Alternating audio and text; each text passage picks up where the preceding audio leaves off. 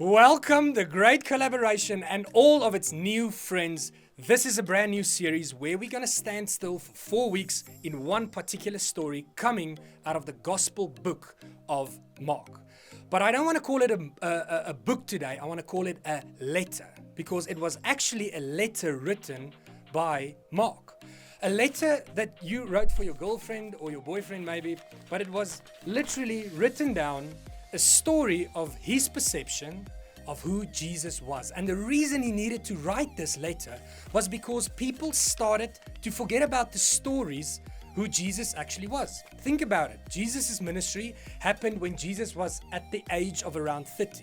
Now, another 30 years passed, and then it happened that people started to dilute, to put small little extra pieces of information on the stories of Jesus. And the real disciples felt very much concerned because they said, but that's not exactly what has happened. People started adding to these stories, and most of all, these stories of Jesus started to disappear. And that was the problem. The incredible thing took place that Mark, who was probably working a lot with Peter, who knew Jesus very well, said, this cannot happen. And as Christians scattered all over the world, and as there was even more persecution happening all over the world, especially in Jerusalem, Mark said, I need to make a plan. And you know what he did? He picked up his pen, in our context today, and he started to write a letter explaining to people who the real Jesus was. He wrote down what his perception of Jesus was, and he said, this will become the Gospel of Mark. People took these things and they started telling it to one another. But even more important than this is, if you look at the Gospel of Matthew and you look at Luke, the other writer of the Gospels, they looked probably at what Mark was doing in his letter and they said, well, we can do better. Or not better, we can add to these stories because, yes, Mark, you told us a lot of things about Jesus, but there's even more. And we're going to write it down in our own perceptions of who Jesus is.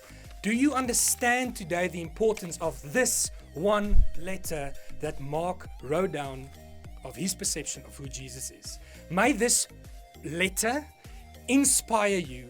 May the words that you will hear inspire you, give you a sense of new passion for God's word.